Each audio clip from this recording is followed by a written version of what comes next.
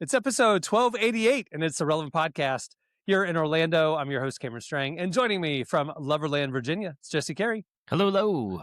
From Nashville, artist-producer mogul Derek Miner. What up, though? And just down the street there, our managing editor downtown, Emily Brown. Hey, y'all. Welcome to February. This is like crazy sports era. So we're recording this right after the Super Bowl. People will be hearing this a couple days after the Super Bowl. As soon as the Super Bowl is over, nobody cares. The Olympics are going on right now. This weekend's the NBA All-Star Weekend. It's all on NBC. They are crushing it right now. I assume you guys have been watching stuff. Have you watched any of the Olympics at all? I have, but I've made an observation about the Winter Olympics is they're extremely boring. Pretty much, it's variations of the same event. It's a lot of twirling and a lot of going down a hill. That's it. Exactly. Well, wait a second. A 41-year-old lady just broke her leg after playing on a torn ACL. Yeah. So, I mean, that's some drama right there. I mean, you know. Here's the thing. From the Super Bowl to the Olympics to even how they do the NBA, NBC is crushing it right now. Have you all noticed this? NBC is like, they've elevated things. Like, they make it a moment. Like, they are so much better than other channels at, like, just footage and, like, watching the Olympics. Yes, it's boring, but they've, like, added all these drone shots and, like, crazy. Like, it's such a cool viewing experience these days. So, anyway. I actually just bought a drone. I bought it's a 8K drone that follows you, and it's two things. It's amazing, but it's equally terrifying at the same time. It reminds me of the Ring commercial. Like, did y'all watch the Ring commercial on the Super Bowl? It was just like big time backfire. We can find your dog. I was like, hey, whoa, wait, this is not it. That's how I feel about the drone. I was thinking to myself, I was like, man, this is fire because it follows you around. Like, you know, a lot of people know I record my own content, so I'm like, oh man, I could do some really cool shots. But I was like, this thing can really follow me around. I don't know. I have one. I got one because we live on a lake. So I got one thinking jet skis, boats, be cool. Like the Olympic footage where it's just like following you and stuff like that. We've used it one time. It was fun to play with. And then it was just like, I know you've already shot it. I know you've been using it because I saw your like music video that looked like you were in the desert or something, and it had a bunch of drone shots. It was super cool. No, that's an old video. Is that old? I didn't know. I was like, when was he in the desert? Like, and that was back when you had to like have someone that knows how to use the drone. Like now, you just hold it in your hand, it pops up, and it just does what it does. You know. So I was watching it was luge. That's the single person, right? Not the bobsled. Where and out of the gate. Well, they had a shot, and I'm like, how is there someone following him in a luge? Like, how are they getting the shot? And then you keep watching, and you realize there's a drone following him through certain curves, but the drone would drop out like around the third turn. Right. And it's like, are they luging faster than drones can go? Like, are those, you know what I mean? Like, the drone couldn't keep up. Yeah. I mean, the same was on, I noticed too that they were doing the drone stuff on the downhill skiing. They were doing the drones on the Americans, but they weren't bothering with the drone for the Germans and the other people. It was like literally we had the epic shots, and then everybody else was just the side shots. It was maybe the Germans have drones for their NBC footage version. Yeah, maybe that's what maybe. It is. Yeah, but I thought it was like, okay, mute the mic. That was the other thing because you could hear on the NBC footage. It's like, I know the whole time. It was like, all right, mute that mic. Yeah, I'm loving it. They started with football like 10, 15 years ago with like the sky cams and stuff. Yeah. And everything's like Madden now. I love it. So my kids' football game, side note, they were playing. So my kids play for the Antioch. They play for the more hood team. And we got waxed this year when we played like a Brentwood team. And I'm out there, and man, the coaches had drones up on the field over the kids. Yep. Like breaking down the defenses. I was like, man, that's crazy. It made me want to go buy a drone that day. Like, no, you ain't gonna do us like this no more. We getting one right now. The drone goes over to the opposing timeout. It's like looking at the coaches what's drawn up. How is this legal that you can take a drone, put it up in the air as a coach, and just like, oh, they're running cover 2. We're gonna run this play. Like, that's crazy. My kids' private school does the same thing. They have drones during the games and stuff. It's for film. Rich white people. But isn't it? Do you guys find it like when you're in a place and there's a drone flying around, right? It's at a game or whatever. I always find it very unsettling. I do not like the sensation of being, spied on from overhead. It's the same. There's like that Ring camera thing that you brought up, Emily. It's like it sort of just restated everyone's fears of like, you're always being watched. Everyone now has these outward projecting. You guys know my thoughts on Ring cam. I've been out on that for a long time. But these outward facing cameras. Sometimes I do the mental exercise of like, could I put together? I wouldn't for moral reasons. But if I was in a situation I had to put a heist together, like could I pull off like a real heist?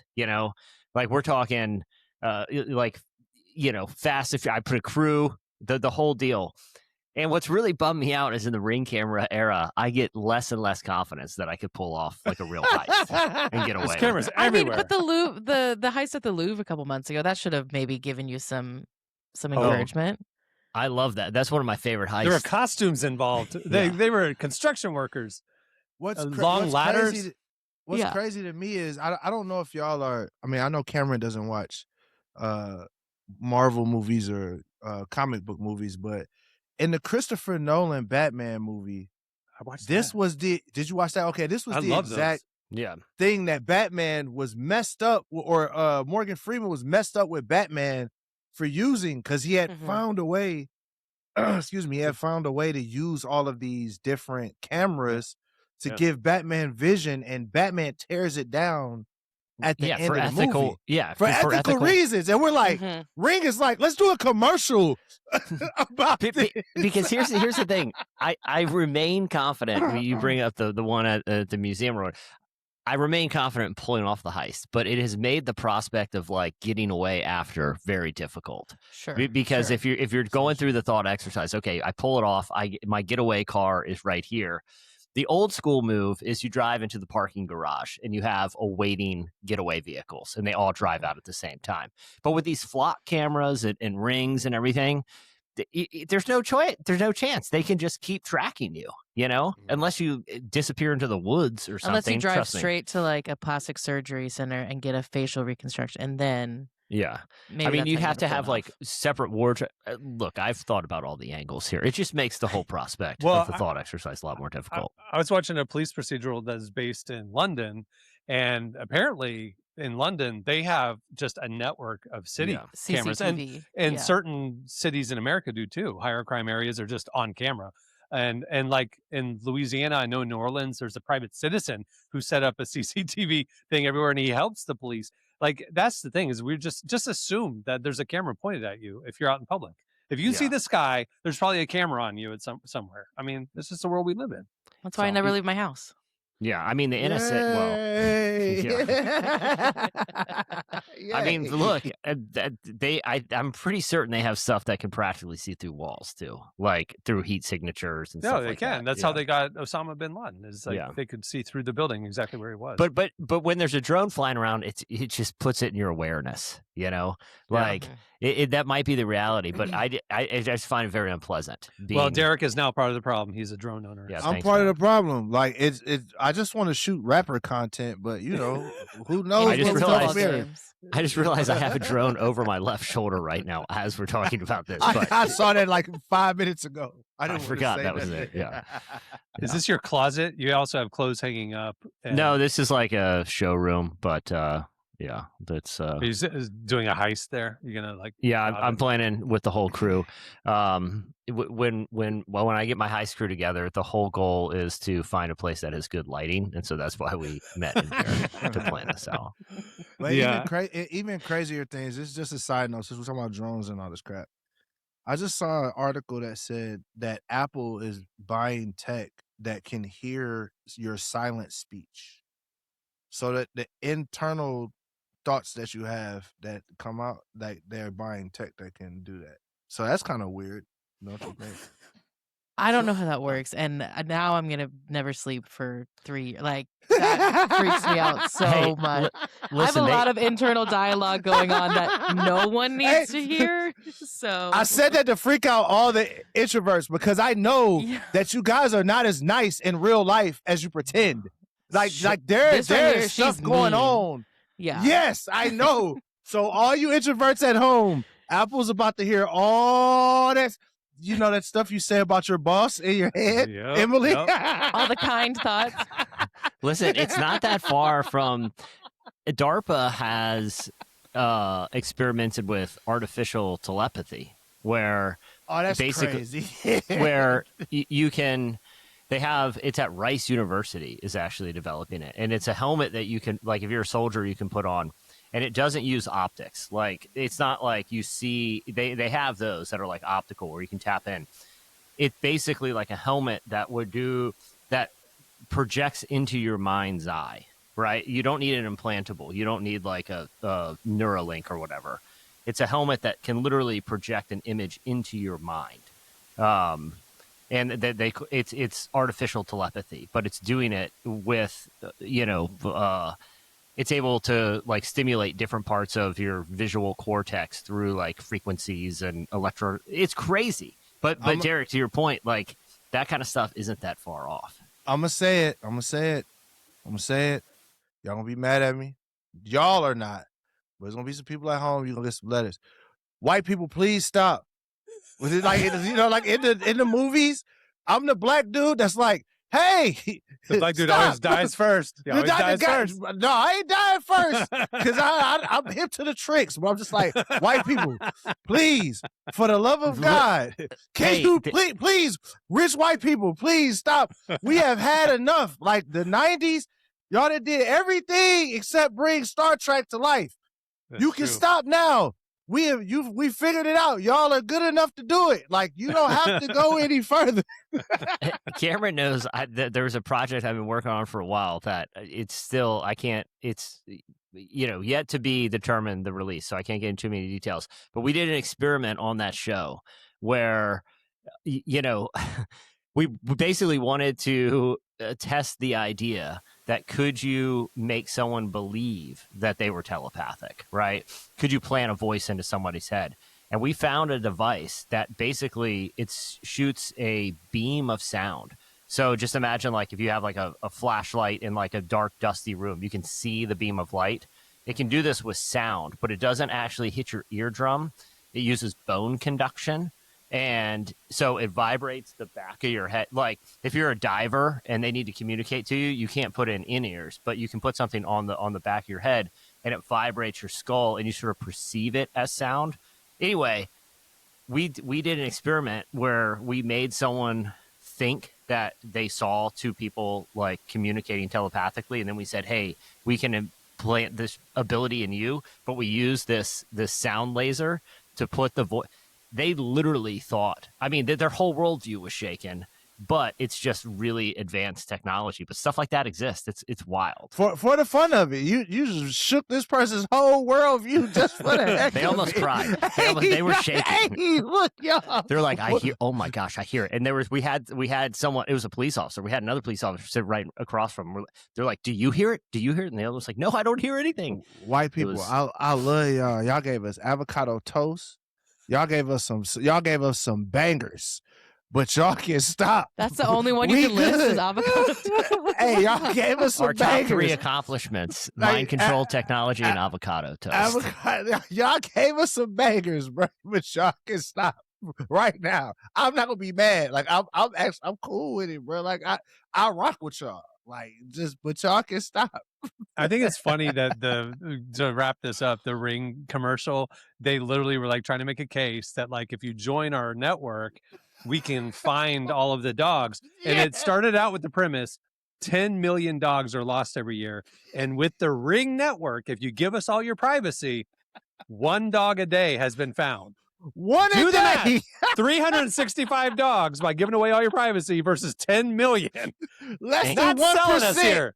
Not selling us here, Ray. Don't forget what they've stolen from us: the ability to hypothetically pull off a sweet heist and get away with it. Thanks, Ring. Exactly. Ring. That fantasy is now dead.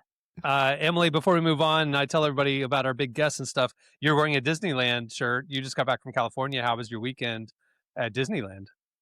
It was so nice and sunny. As Derek can attest, it's been freezing in Nashville. I like was sitting on the beach at one point, generally thinking like I forgot what it was like to be warm.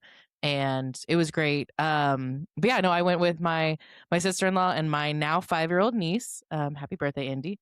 But my sister-in-law, every time one of her kids turns 5, she takes them to Disney to make it really special. And she normally has a friend go with her. She couldn't go this year. So Aunt Emmy got to step up and go to Disneyland. Cool. Was it fun? Did you enjoy it? I did enjoy it. I'd never been to Disneyland, which I only went to Disney World for the first time like 3 years ago. But it was a lot of fun. I will say there were not as many characters walking around, which I was a little upset by. They don't walk around. You have to stand in line and do a photo. Yeah, you get like mobbed if you walk. Yeah, don't love that. What is the prime, other than obviously location and climate, but what is the primary distinction between land and world? Size. This was like a camera question.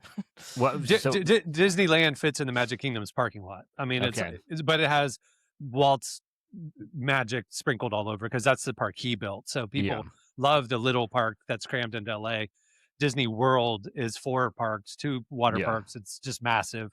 Takes forever to get anywhere. You know, it's just a totally different experience. But anyway, well, there you go. Welcome back, Emily. Yeah. Well, we have a great show coming up. We have a big actor joining us, Milo Ventimiglia. You know him from This Is Us. You know him from Gilmore Girls. Gilmore Girls. Heroes. That's it. Heroes. There's been a bunch of shows he's been on. Big star. He is in a movie coming out this Friday that Emily will tell you about in a minute. At the end of the show, we asked you this week for some Ask the Cast questions, some life conundrums, some get to know us questions. So you guys send in some good ones. We'll tackle those. But stay tuned. Right after this quick break, it's Relevant Buzz. Okay, it's time for Relevant Buzz. Tell us what's happening at the intersection of faith and culture this week, Emily. Okay, well, I do want to start off by talking about the Super Bowl. I'm assuming all of us watched it. Were y'all happy with who won, or were y'all upset? What were we going for? Yeah, no, I was pulling for Seattle. Yeah, I mean, anytime the Patriots lose, it's a real delight for me. I'll say this. I just find Boston. I find Boston fans, listen, they've won a lot, so I get it, But in the insufferability rankings, they're right behind Philly. Philly is absolutely number 1. But the thing is, I feel like what about Seattle, the Cowboys? Cowboys are up there. Cowboys fans. Yeah, but they don't win a lot, and so you're almost empathetic towards them.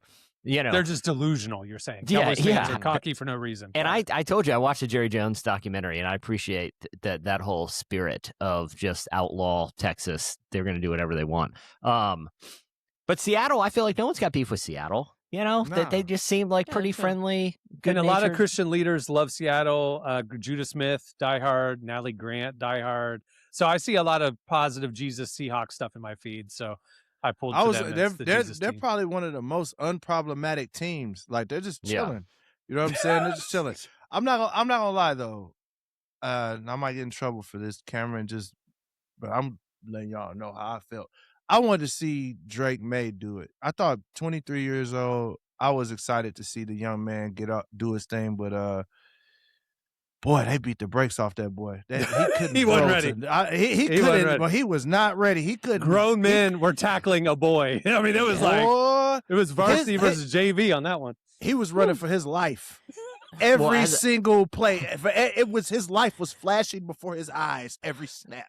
So it was just as a Jets fan, this is as close as we're going to get, which is a quarterback that we drafted a decade ago and threw to the scrap heap wins a Super Bowl for another team. That's as good as it gets for the Jets. After you ruin the players or misuse them, you cheer for them on their other teams where they end up doing well. That's all we can do because sounds like the Titans. Yeah. So I was like the Titans.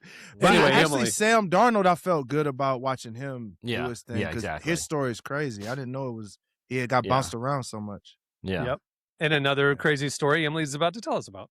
Yes, yeah. I feel like this one's kind of gone under the radar, but this caught our attention. So Seattle Seahawks head coach Mike McDonald, also had a pretty crazy to becoming the third youngest coach to ever win the Super Bowl at 38. Which, if you're in your 30s, yeah, I don't what know, are you doing with your life? Yeah. That was my thought when I saw he was 38. I was like, I have 8 years to do something as good as winning the Super Bowl. Yeah. But his path to getting there is actually the interesting story, right? Yes. So 12 years ago, he was graduating from Georgia and had a job lined up to become an accountant. Thrilling, I know. But he had worked there for about a year, and then an opportunity came up for him to leave and become an unpaid intern coach with the Baltimore Ravens. And he thought about it for a really long time because he would be, like you said, unpaid. There'd be long hours, no guarantees with this, but he felt called to do it. And so he took the role, and here we are 12 years later, and he's won the Super Bowl. What's really cool is after the game, everyone obviously was interviewing him, and one of the first things he said was talking about that journey. Here's a clip where I want y'all to hear. Hey, I know you don't like to talk about yourself that much, but just describe, for a guy who almost walked away from coaching, was going to be in corporate America, in his second season, you now have a Lombardi trophy in your hand. What does this moment mean? I believe God called me to be a coach, and I listened to him, and I thank him. And we are incredibly blessed to be Seahawks, to be 12s, and now we're world champions. So that he took the unpaid internship. How old was he? 26? Something like that. Yeah. Yeah, it was 12 years ago. I even appreciate that. That seems like you're just outside the window where you should probably be taking unpaid internships. But and he had family considerations and stuff. Like, that's the thing, is like he really felt like God called him to do it. Like it didn't make sense in the natural. He took a risk on God and then worked his way up 12 years. He was with the same organization for 10 years. 12 years later, he's winning the Super Bowl. I mean, like, what a testimony. And he, really gives credit that he felt the Lord calling him to be a coach, not do business and finance. So, wow. His degree was in sports management too. So like he was set up to become this, but it was just this opportunity to be an accountant, obviously more stable, more guaranteed, but it would have been far more interesting. I'm sorry, it's a good story, but if he was just a random accountant, it was like a Ted Lasso thing. He knew nothing about football and just decided, I'm going to try this internship out, give it one summer. I like that better. I'm gonna, in my mind, that's what happened. Yeah. If they make a movie, ignore everything I said. The hot Cheeto guy. Hot Cheeto. It's hot Cheeto time. Our story is better than the real story. We're hot Cheeto on this. But for real though, if you're 20, I remember I started Relevant at 24. I mean, I did a job for a couple years before, after college. 26, you're 4 years into adulthood after college, and I mean, that's a crazy time to like take a huge risk like that. But chase your dreams, people. Do it. Why not? And you said at this point he's married. Did he have kids? Because that would be a fun conversation. Hey, babe, listen, I know I got I inferred that he was married at the time, but I do think he was married. I don't think they had kids. Right. Yeah. Either way, still. good for the whole family. Just making that happen. Yeah. What a story. Anyway. Okay, moving on. There's a new study I want to talk about that has kind of been making the rounds. You may have seen it, but for the first time in 100 years, young people are scoring lower than their parents on IQ tests and core cognitive skills. So this is important because every generation that has an IQ test, we're talking about grades, we're talking about IQ, intelligence quotient.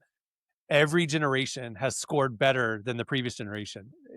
Humanity was getting smarter until Gen Z. It's the first time they've ever gone down and their parents are smarter than them. And the reason why is interesting. Analysts are trying to figure this out. And they're saying it's probably because of this. They were raised on screens. And if you remember over recent months, the ChatGPT phenomenon has happened where they're measuring brain activity and people in cognitive thinking skills is at a certain level. And then when people just use ChatGPT, like their brain activity is way lower. Like people aren't thinking for themselves anymore. And so the idea that an entire generation was raised on screens and consuming entertainment and not having to go out and be creative or be bored or build a fort, like they were just like their brain didn't develop as well. And they're actually statistically dumber than the rest of us, which would put millennials as the smartest generation.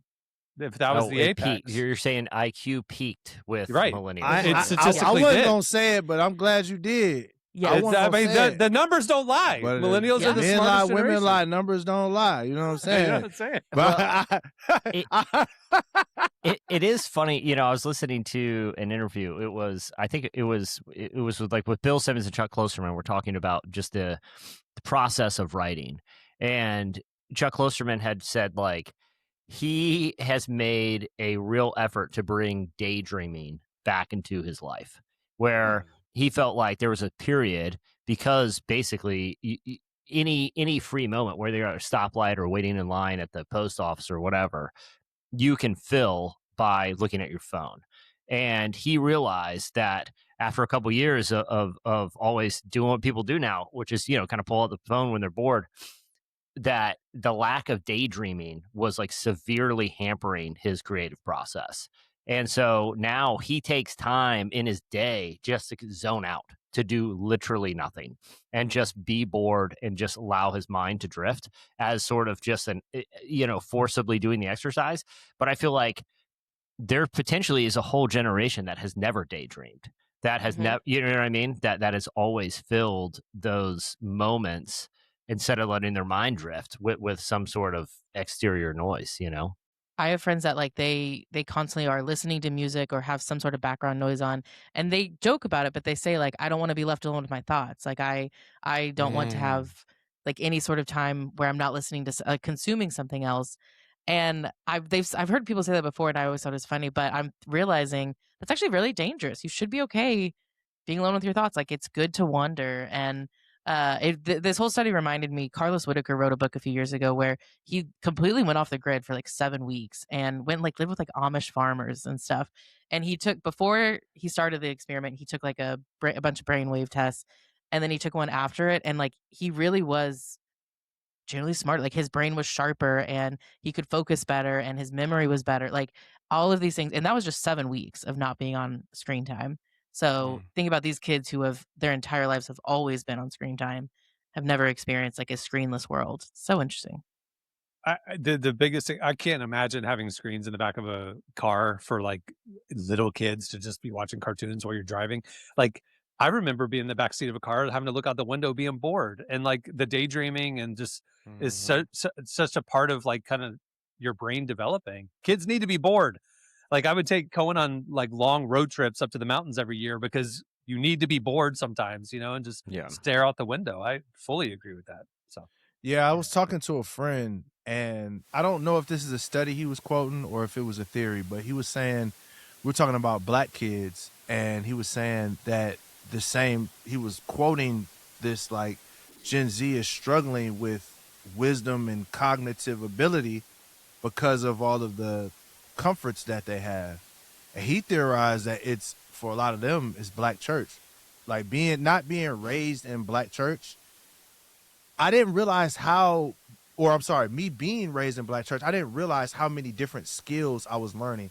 Because we would have to memorize these Bible scriptures and then get up in front of the church and then everybody repeat Psalm 23, and we'd have to go through and be engaged in the text and, okay, you're going to teach Bible study for children's church. We would have those kind of public speaking moments and these times of being engaged mentally around the Bible, memorization and all of that. And I didn't realize how important that is. And I think sometimes we think having more information makes us smarter.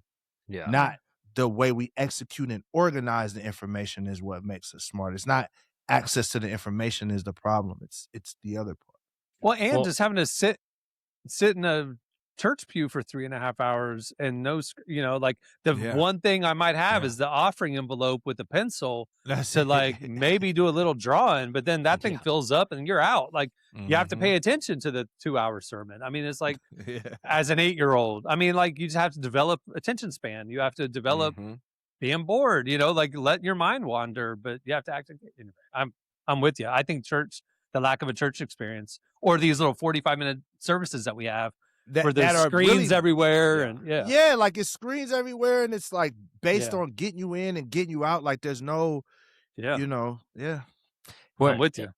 I saw somebody had posted unironically. I don't know what generation they were, but they were like, "Hey, what about if we got people together and we did like a podcast, but it was no mics, and we sat around a table and and somebody's like, this guy just discovered the idea of hanging out." You know what I mean?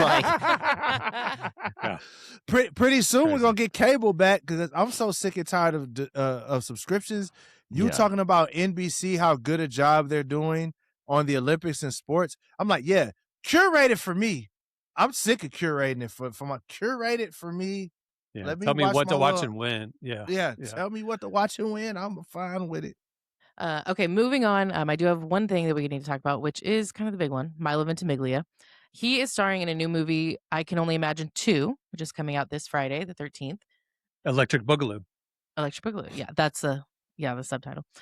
No, so I don't know if y'all saw the first movie, but that followed Mercy Me's journey to kind of becoming one of the biggest Christian bands. This one continuing the journey, but they introduced a new character named Tim Timmons, who's a real person. He opened up for Mercy Me, and he has a really crazy story, and that's who Milo is playing in the film. I'll give you a little bit of details about Tim. He was diagnosed with an incurable cancer in 2001 and given 5 years to live. And I spoke to him last year. So it's been 20 years and he is still alive. And he is a very positive, great person. And so just very energetic. And so the first thing that I wanted to know with Milo was what drew him to the film in the first place. And here's what he had to say. No, there was a beautiful script with, honestly, to goodness, a beautiful character that I just really wanted to explore on the page. But then beyond that, I knew Tim was a real man, real human being, and heard everything about how he impacts everyone around him. And the page was the first introduction. But then when I actually got to know Tim was like, oh, this is the real experience. And this now I could almost put the script away for learning anything. And I have Tim just in conversation, not even asking him targeted questions of like, hey, so what do you eat for breakfast? Or, hey, what is this? It's like, no, let me just become friends. Yeah. Let that friendship evolve. And I will not only gain something for the film, but gain as a human being, an affirmation of living, and an affirmation of goodness, an affirmation of gratitude that Tim walks with every day and every interaction that I'm around to see happen. So the whole experience has been wonderful. Yeah. So as you can see, Tim is sitting next to Milo as well. I got to talk with him. And like I said, it was really interesting to see their dynamic. Were they doing when you were interviewing them together? Was it like Wicked, where they were sitting in each other's laps the whole time, kind of like what Ariana and Cynthia? They kept a normal, respectable distance, good, normal humans. Good. But it was funny. There were a few moments where, I'd ask them a question and I could tell I was all of a sudden on the outside of an inside joke, which happy for them. Glad that they have their friendship. But let me in the joke. I would love to be a part of an inside joke someday. So Michael Scott, thank you. Yeah. Yeah. Yeah. But like I said, just Tim's story is so encouraging and positive. And so I wanted to know what specifically were they hoping people take away from the film? And here's what Milo had to say. Goodness, connection, strength in the hard moments in our lives, and being grateful for those hard moments because we all experience them in different levels and different degrees. But without them, we can't find that strength for ourselves and that strength for others. So I Can Only Imagine 2, The Legend of Curly's Gold. It's Revenge of the Lycans. It's Revenge of the Lycans. It's theaters on Friday. Speaking of biopics based in the world of Christian music, are you guys aware of Carman the movie? No. Hasn't it been in development for years now? A trailer was released, and I didn't watch it, but I saw the thumbnail. Maybe we should all watch it together. Somebody pull it up. I can't believe it. I was raised on Carman. I think he might have been one of my first concerts that I went to. Hold on, I'll screen share and we can let's give some live. This is an old school reaction video. Hang on. I'm nervous. Appreciate why it's a miracle my brother became who we became. You'd have to understand what it meant to grow up in Trenton, New Jersey in the 1960s. My brother should have gone a whole different direction. But once he found God, that was it. The devil himself couldn't tell him what to do. All those gold and platinum records, they felt like participation trophies to him. The only numbers he cared about night after night were how many people got saved. This is an opportunity for people to hear the gospel, right? Look, this is a business, okay? It's not a church. Don't worry about it. He'll be here. Don't worry about it. Oh, nobody's seen him, Mario. I said to give him a minute. You turn away from us, something bad can happen. I don't want that. They're saying there's more than 70,000 people out there tonight. It only holds 65. I know.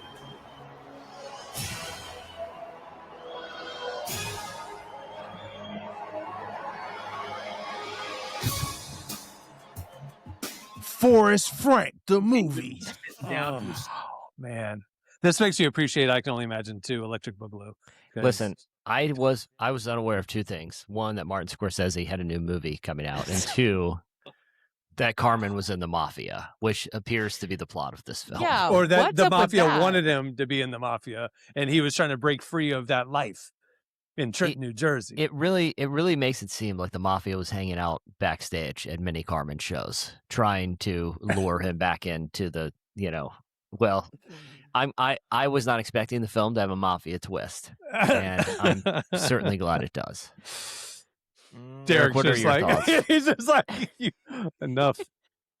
This is what happened when Christians try to make a movie with like street tension, and they've never like been in the streets or don't know anything about that world. It just comes off like, it's me, Mario. Like, And it's also like, with Carman, if Carman was all street like that, why did he do that whole like hip hop era in the early 90s where he was like Riot and he was like all edgy and trying to be hip hop and stuff? And it's just I mean, listen, I'm seeing the movie. I'm not hating. By the way, it reminded me of that old Norm McDonald sketch where he's like sitting on a stoop in Brooklyn with all these other kind of street guys, and one of them, they start doing like, when you're a jet and you're a jet, and they start doing a little kind of, and Norm McDonald's like, what the heck was that? Y'all just started singing. And they, but it's like one of the Broadways. He's like, it's like you rehearsed or something. Where is this coming? But either way, to your point, Derek, it does seem like, a version of it's a me, life on the Mario. streets. Yeah. it stinks. Yeah, it stinks. I'm There you seeing go. it. I'm seeing it. I haven't seen it. Listen, I think we need more before we make any judgments. But right now, I'm intrigued. Color me intrigued. It's like worse than the Left Behind with Nicolas Cage, man. Like, at least from an acting That's a bold there's statement. standpoint. There's too much good Christian content right now to put this out. That's what a the point. problem. Ooh. What a point you just You know what made. I'm Like, can saying? we believe that you Mhm. just? I mean, you're right. It's a lot This of is- good stuff guys, out. Like This just took us back 15 years. Like, we're back. for real. Wow. Guys, I'm reserving my judgment, okay? Like I said, I'm just surprised they went the Mafia angle, and I'm here for it. I think I they am knew here they for had it. to go Going with the to Mafia be angle, otherwise no cheeks. one would watch. This is All about right. to be gluteus maximus. It's about to be cheeks. All right, stay tuned. That's Relevant Buzz. Check out relevantmagazine.com. Every day we're covering all that stuff and a lot more. Stay tuned after this quick break, a very brief 5-minute slices. Okay, it's time for Slices. What do you have, Jesse? Well, police in Colorado have released, speaking of like flock cams, this was like one of those traffic cams that was monitoring a busy intersection. Mhm. And they released a video that showed a gentleman on a unicycle riding out into the crosswalk, juggling fire, like, Love it. doing.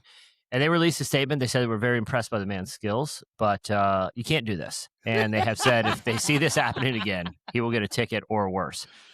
Now, one, tell me what law you're breaking, okay? Because Who says you can't just entertain the world?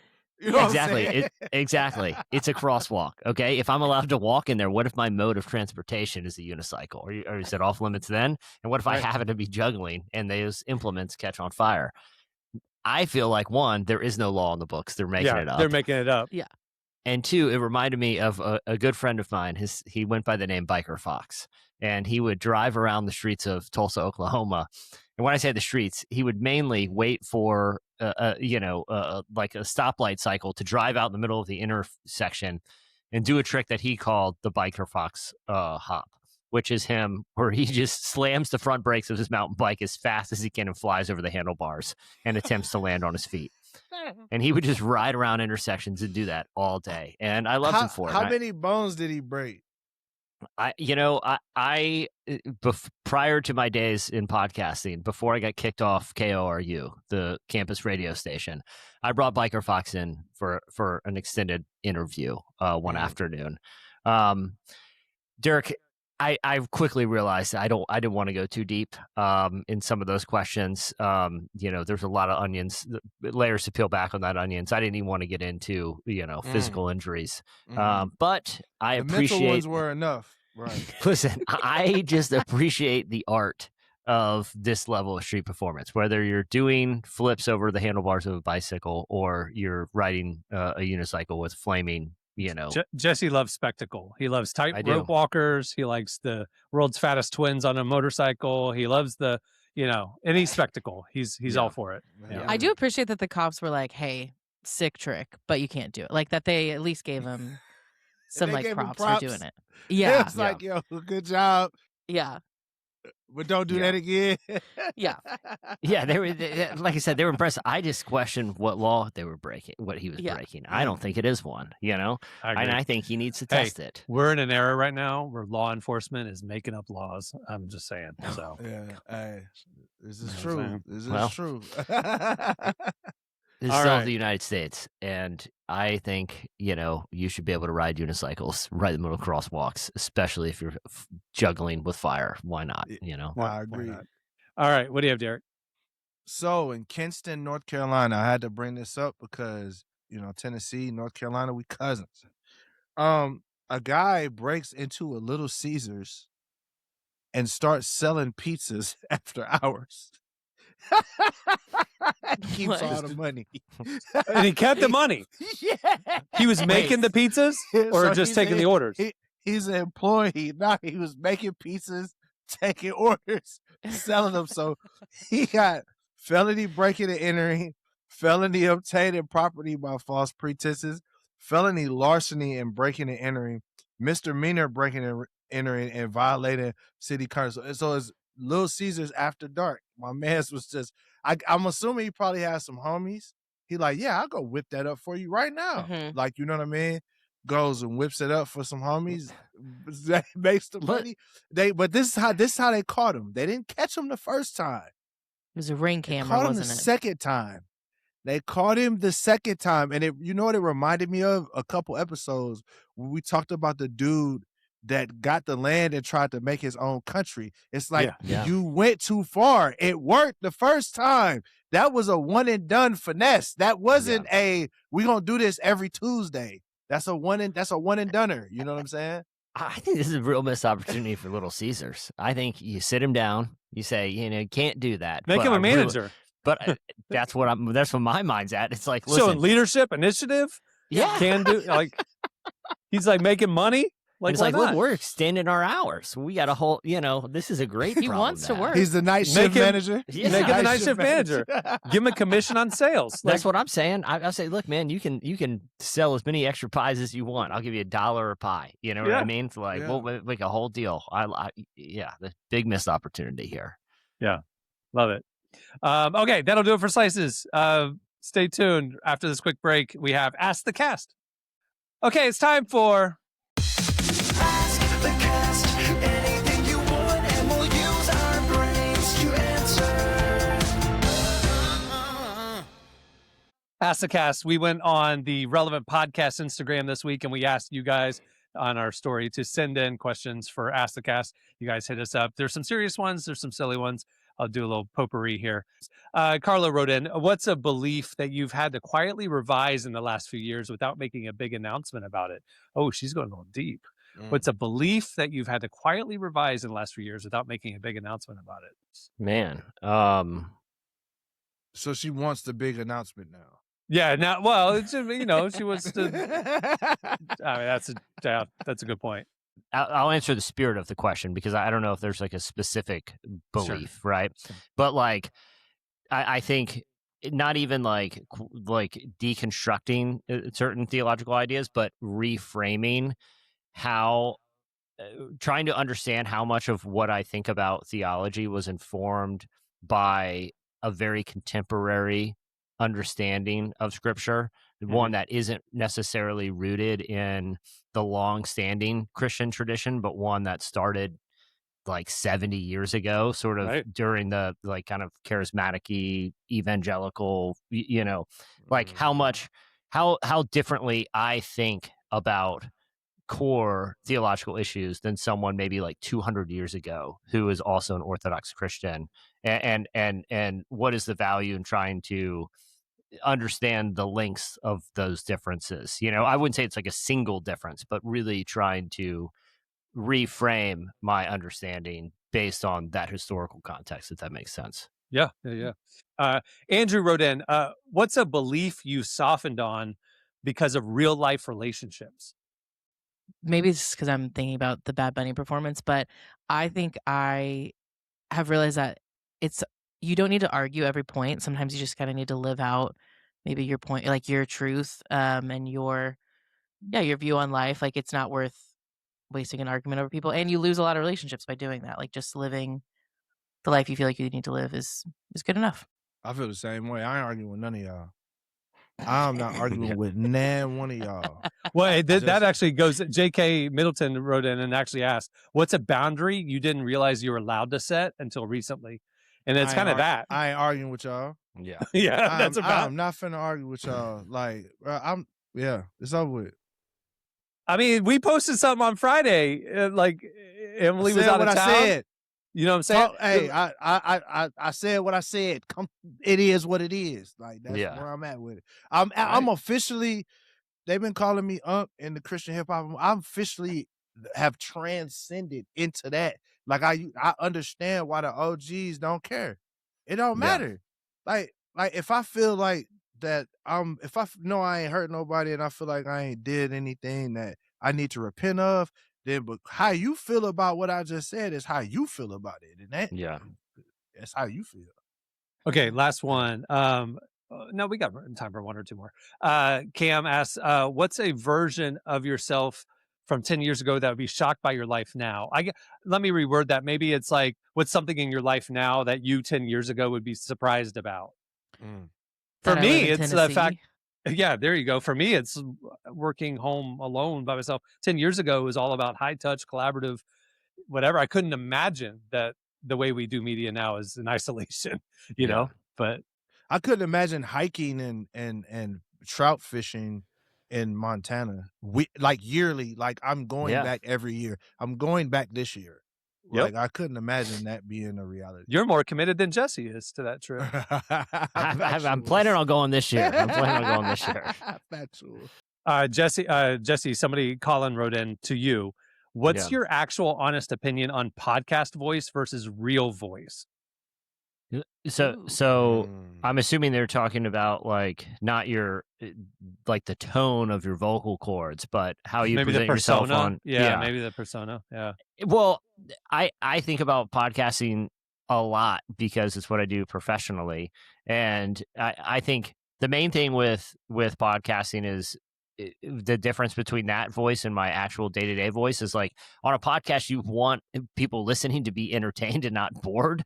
And so you're trying to find things that are interesting to say and like kick it around the horn and to be, you know what I mean? Like this is an entertainment product. I think that's the main thing. Like if my normal voice of how I talk to people probably isn't as, you know, like peppered with anecdotes and trying to be funny, you know. I don't know. You at an airplane or at an airport bar just talking to strangers? But again, I think the difference is like that's more like conversation. I do that and I enjoy doing that. You know what I mean? Like I talk to people all the time just because I like talking to them.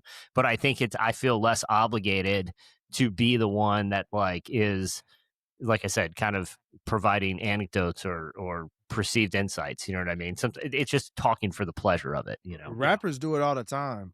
Music artists do it all. You would be really surprised the voice that your favorite artist has in real life if you caught them off camera. Some artists' voices are, you like, that's how you sound, bro? Oh, you're talking like their actual tone, like how their they speak? actual how they Inflection speak, how they inflect, how they inflect. Like your voice is your voice, but it's an instrument. Like I'll take my voice. Like when you listen to my songs, sometimes people don't even know I'm the same artist because it is an instrument. But when you listen to some of the inflections and tones and how people speak, it's really, really, it can be jarring. Yeah, I should have mentioned this too. In real life, I have an Irish accent. I have a gritty Trenton, New Jersey mafia accent, so I'm offended by the Carman. Mario. I'm offended by the perception of my people in that Carman movie. It's me, Mario, coming to save the world for Jesus. 70,000 people. 70,000 people. I'm seeing it only holds 65 because I'm gruff. Anyway, all right. Amanda is asking who on the crew has the worst music taste and why. I know y'all are gonna say me. Just say it. No, it's not you at all. I could own it too. Yeah. No, it's different. So Jesse's music taste was really good. It just stopped in 2012. Emily's is currently basic. Jesse's was cool. We were talking about. I'm very proud to have like basic taste. I love being a basic girl. It connects me with so many people so quickly. It's an evangelism thing. The Lord uses your basicness to That's reach why I have people. Bad music taste, even though I think All I have right, really good music last taste. one. Grace is asking who takes the longest to respond in the group chat. Maybe the person that we kicked out of the group chat because he doesn't ever respond. And that's I'm Jesse. a terrible texter. I had said something. I made a joke to my wife yesterday. We had a bunch of people come over for the Super Bowl, and I said a joke to her and she was like, you should text that to some of our friends who are coming. I was like, no, I'm not going to do that. I don't like texting. I just don't like. She was like, why? They would think that's funny. And I was like, yeah, but it's the whole. I'm not a texter. I'm terrible at it. I get it. You make me feel better about my bad texting habits because I'm a really bad texter, but I'm not as bad as you. Nobody's as bad as Jesse. Like I have someone I've needed to respond to for about 2.5 weeks. If I get text 1-on-1, I reply. This is true. If it's 1-on-1, I get right back to people. When but you on a thread, I'm like, when you heart something in the podcast chat, I'm like, oh my gosh, we got a response from Jesse because he hearted listen. it. If any of you guys, all of you guys have texted me and have probably gotten a response pretty quickly if it's 1-on-1. Yeah, I get text for Emily this morning, Yep. But in group text, I feel like, I don't know, I always second guess what my contribution is going to be, I will say this, the emoticon, just that you can punch a thumbs up or a haha or a heart, that's been a game changer for me because it allows me to participate without to do the bare minimum. Yeah. Have you done any of the custom stickers? Those are some. No. I have some group chats where like I have a picture of like my brother squatting, and I'll just put that on as a reply to text and stuff, and it's like it makes no sense. I love non sequitur. I just need a couple of those to up my game a little. Yeah, I love it. All right, you guys sent in a bunch of questions. Maybe we'll do this again next week. It was good. We were trying to do an NBA All-Star Weekend themed game because that's going on while this podcast is out. Nobody cares. Like I'm an NBA guy. I don't even care, man. Yeah. Nobody cares so much. They're starting, the Saturday night stuff, which used to be prime time and dunk contest and 3-pointer. They're starting it at 5 p.m. Eastern. Oh, that's because crazy, nobody cares anymore. Yeah, So. I have we can save it, but I have a lot of thoughts about how the NBA is doing things very poorly lately, and we don't have to get into it. But even like Charles Barkley's commentary about like we've been, basically the inside in the NBA being on like 4 or 5 times the whole season. We don't have to get into it, but I feel like they're taking a really great league and a really great product and overthinking it and messing a lot up. The new TV deals change things. Yeah. I mean, there's more basketball that you can consume, but it's harder to find it now. It's just Anyway, I agree. They'll course correct. If there's money involved, they're going to figure out a way to make sure it's going up. So Well, we'll see. All right. Thanks if you're still watching, thanks for watching the whole episode.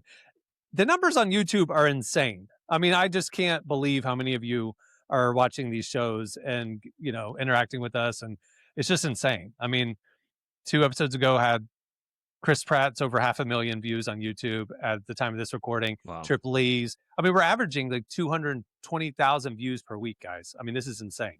So thank y'all. Thank you. Yeah, thank you. Thank guys. you. Yes. If you're new to the show, hit subscribe, hit like, tell your friends about it. It's been super fun interacting with all you new viewers and listeners and stuff. So it's really, really cool. For something that we've been doing for 20 years to kind of see this kind of new engagement era. has been really awesome. So yeah. All right. On that note, we'll wrap it up. I'm Cameron Strang. I'm Jesse Carey. I'm Derek Miner. I'm Emily Brown. And we'll see you next Tuesday. Have a great week, everyone.